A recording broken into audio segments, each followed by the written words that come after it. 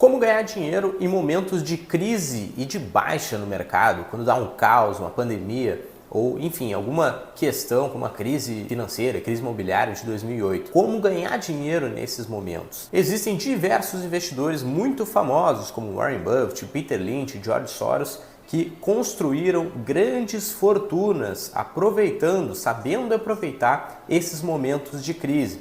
E eu vou te mostrar como que eu ganhei dinheiro, como eu quase dobrei meu patrimônio em dólar logo após ali a pandemia de 2020. Então, nesse vídeo, eu vou te trazer um passo a passo do que você precisa ter antes da crise, como aproveitar, né? Depois que acontece, que tem alguma correção, alguma situação que joga o preço das ações lá para baixo. Então, basicamente, como se preparar para uma crise e como aproveitar esses momentos. Então, essa é uma estratégia que não é novidade para ninguém, né? Mas eu vou dividir com você como que eu fiz, né? Não quer dizer que essa seja a maneira certa de se fazer ou de estar preparado para uma crise, mas que para mim deu muito certo e é o que eu procuro fazer com os nossos clientes aqui na Musa Capital, certo? Então vamos lá. Então, como você deve saber, o segredo para ganhar dinheiro com ações ou nos investimentos de forma geral é sempre comprar na baixa e vender na alta, ou seja, comprar quando as ações caem ou quando elas estão baratas e vendo quando elas estão caras ou em alta. Mas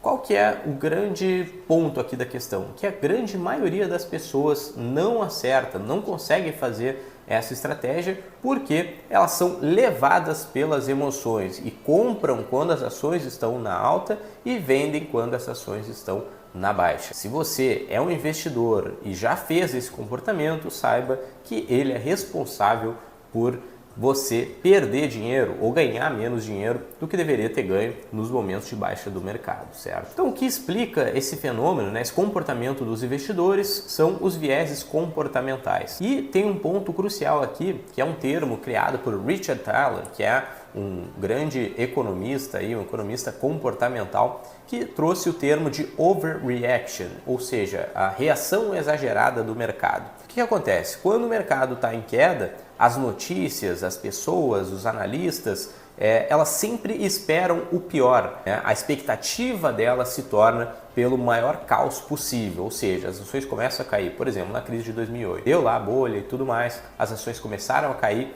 os investidores entram em pânico, começam a vender suas ações, os analistas entram em pânico e começam a prever o futuro caótico que vai acontecer com as ações, os economistas preveem que vai ter recessão, crise, enfim, o pior que pode acontecer também. Então, isso causa uma reação em cadeia no mercado e todos os investidores, ou a grande parte deles, acabam vendendo suas posições e fugindo do mercado, certo? E o inverso também é verdadeiro. Quando o mercado vai muito bem, quando o mercado está lá em cima, em alta, batendo recorde, como a gente está agora com o S&P 500 passando os 5.000 pontos, as expectativas acabam ficando muito positivas. Os investidores acham que aquele momento nunca mais vai terminar, ou então eles se sentem mal por não terem aproveitado a alta recente do mercado, compram suas ações, aumentam suas posições. Os analistas veem que as empresas estão gerando lucro sobre lucro ali e aumentam as expectativas de lucro. Os economistas veem os dados econômicos do mercado e aumentam as expectativas, né? Aumentam os números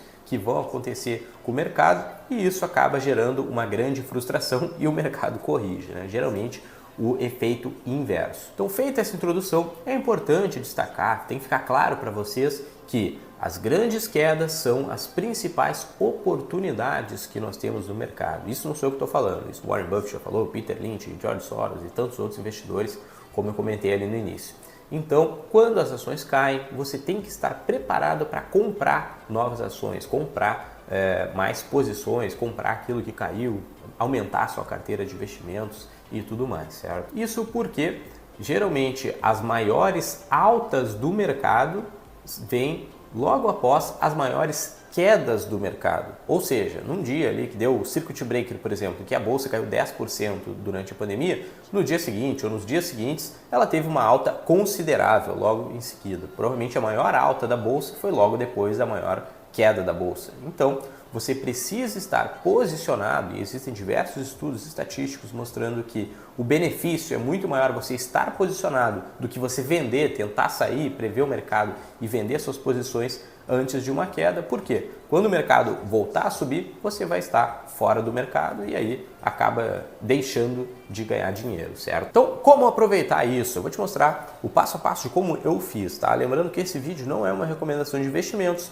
eu estou dividindo com você alguns ensinamentos que eu adquiri ao longo dos anos investindo no mercado financeiro e o que eu apliquei para quase dobrar o meu patrimônio em dólar logo após a pandemia, tá? Então vamos lá. Mas antes da gente seguir, não se esqueça de se inscrever no canal e marcar o joinha se estiver gostando do conteúdo desse vídeo e para ficar ligado nos próximos vídeos aí do nosso canal. Então vamos lá. A primeira coisa, o primeiro ensinamento, a primeira lição aqui do nosso vídeo de hoje é que você sempre deve ter caixa.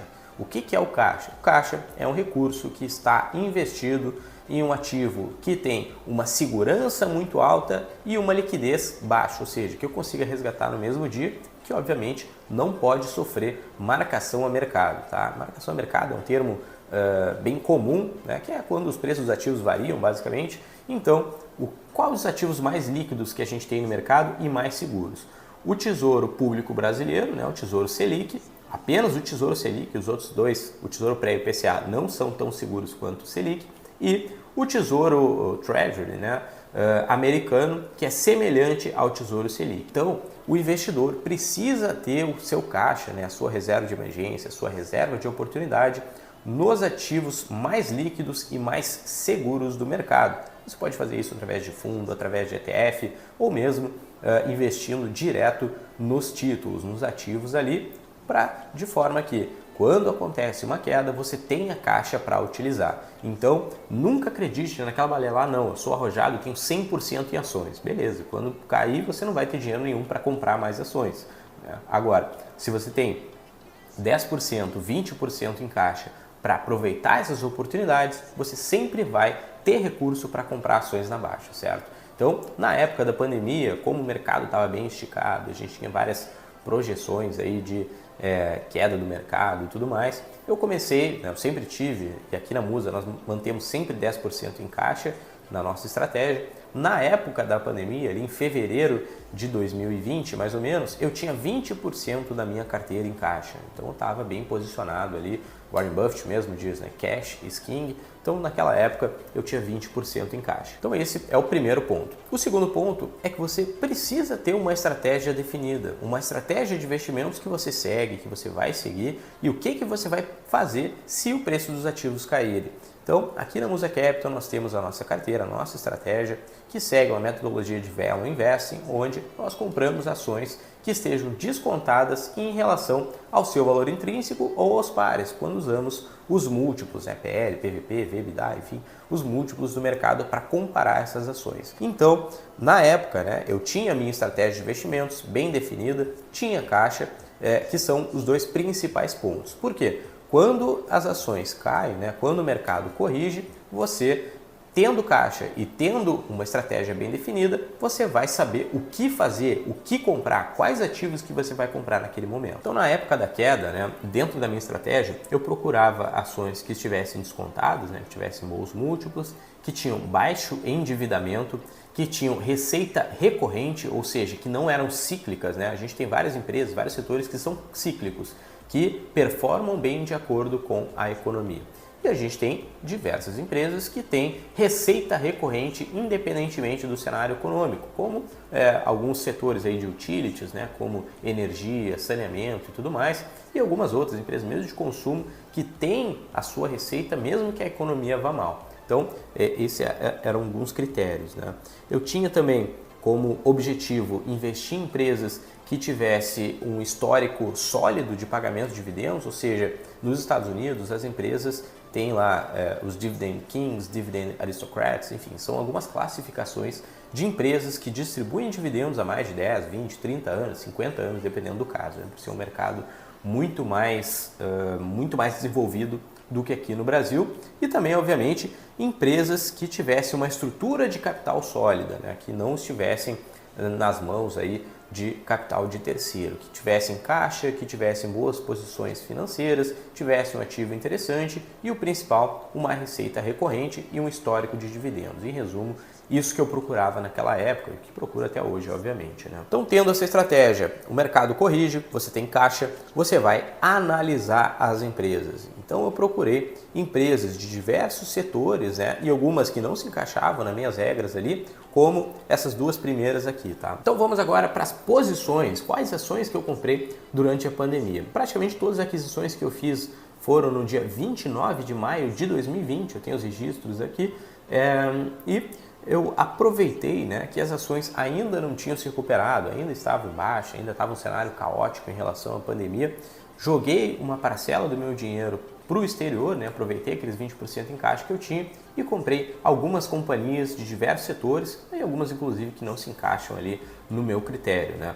A primeira delas foi a LUV, a Southwest Airlines. Por conta da pandemia, a atividade, né, as viagens e tudo mais, caíram consideravelmente e essas ações, né, de empresas aéreas acabaram caindo 70%, 80% e chegaram a um valor que não condizia com o ativo que essas empresas têm. As empresas têm aviões, né, têm máquinas, têm equipamentos, enfim, têm diversos funcionários e tudo mais. Então, a ação caiu 80%, mas no pátio lá da companhia aérea continuavam tendo seus aviões, né? Tinha sua estrutura de capital sólida, a empresa estava bem estruturada, não estava endividada, nem nada nesse sentido. Provavelmente ela ficaria parada por 1, 2, até 3 anos, mas ela tinha uma estrutura para isso. O que me levou a comprar então, comparando as companhias aéreas, né? Aqui no Brasil eu não achei que nenhuma seria interessante, comparando as companhias aéreas americanas, eu optei pela Southwest, que tem o código ali, LUV, e comprei a ação por $32,12 por ação. Outra empresa que é de um setor que naturalmente eu não invisto, né, que é o setor de turismo, que é a Royal Caribbean Cruises, que é uma empresa de cruzeiros basicamente, que tem mais de 20 navios cruzeiros, né, no caso, que também eu comprei no dia 29 de maio, a uma cotação de 51,09. Também eram empresas aí que tinham caído 70%, 80% por conta da pandemia, porque obviamente os cruzeiros não poderiam operar naquele período, né, que a gente teve a pandemia, mas, de novo, eram empresas que tinham uma estrutura de capital sólida, tinham diversos ativos, diversos cruzeiros ali, né, que faziam parte daquela companhia, e a desvalorização dela não fazia sentido com os ativos que ela tinha, né? Então, com a estrutura que tinha na empresa, e eu resolvi comprar, né? Existiam na época, né, existiam 3 empresas de cruzeiros nos Estados Unidos. Foi um setor que eu vi que, assim como as companhias aéreas caíram muito e foi totalmente incondizente com a realidade, né, com o ativo das empresas, e dentre essas 3 eu escolhi comprar a Royal Caribbean, né, a 51,09. Depois, outro setor que foi bastante impactado e que é um setor que possui receita recorrente, não é muito cíclico, né, ele não responde muito ao ciclo de negócio, ao ciclo do mercado financeiro, e que eu resolvi aproveitar, que foi o setor financeiro. E aqui eu não comprei apenas uma empresa, eu comprei 3.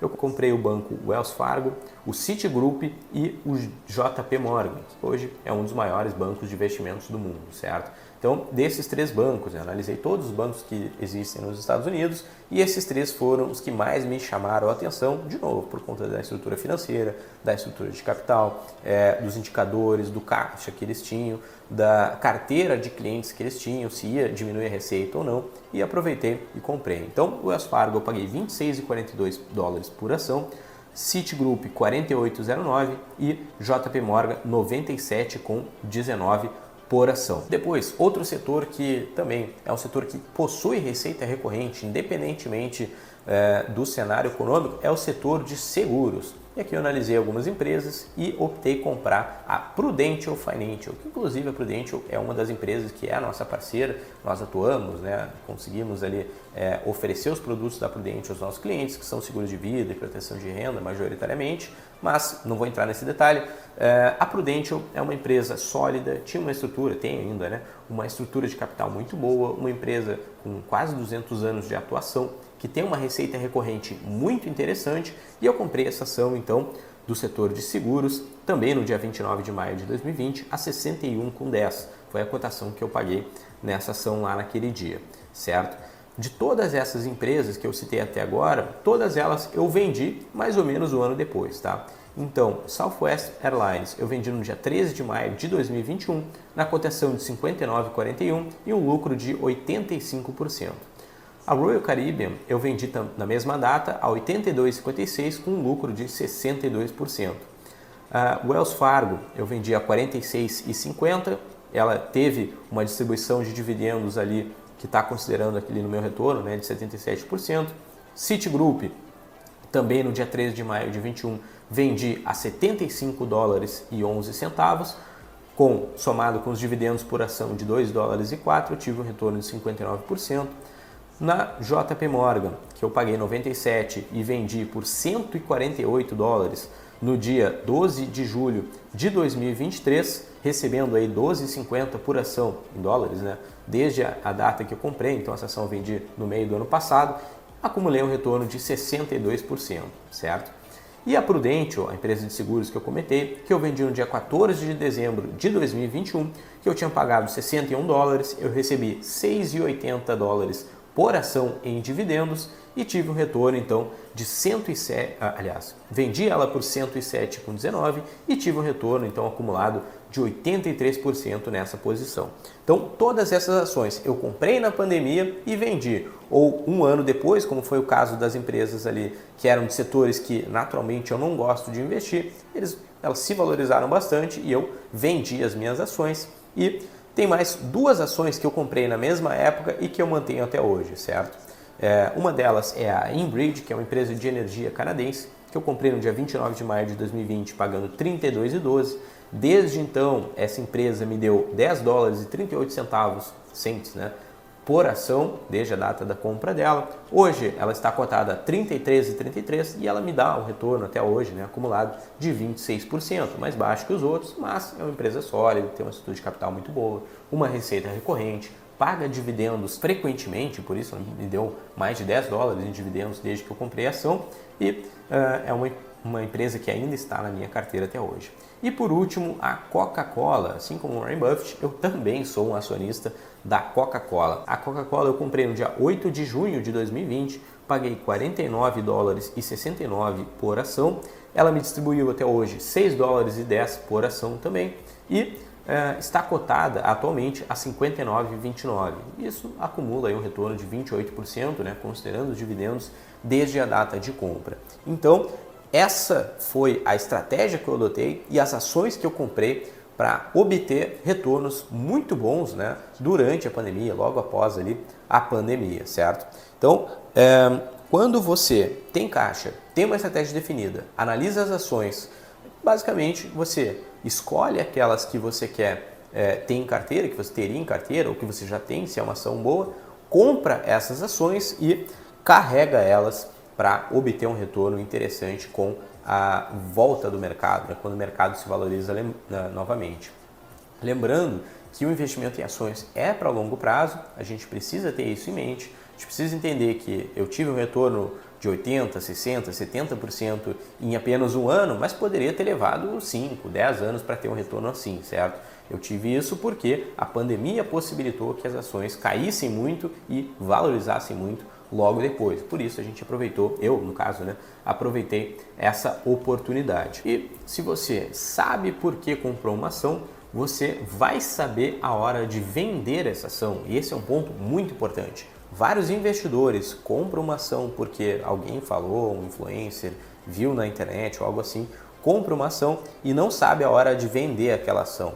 Se você sabe por que você comprou, se você entende os fundamentos da empresa, se você fez uma análise minuciosa do balanço, da DRE e da demonstração de fluxo de caixa daquela empresa, utilizou um método fundamentalista, você vai saber o momento de saída, o momento de vender aquela ação, desde que obviamente você esteja acompanhando a cotação e os fundamentos dessa empresa, certo, pessoal? Então, de forma geral, abri para vocês aqui a minha carteira, o que eu fiz com ela durante a pandemia, mostrei para vocês o passo a passo do que a gente precisa ter para aproveitar momentos de queda do mercado, que lembrando, ter caixa, ter uma estratégia sólida, analisar as empresas, comprar e depois acompanhar aquelas que a gente tiver inserido na nossa carteira, porque se a gente analisou e sabe por que uma ação entrou na sua carteira, você vai saber a hora de tirar essa ação da sua carteira, certo, pessoal? Então, muito obrigado por estar acompanhando até aqui. Não se esqueça de se inscrever no canal e marcar o joinha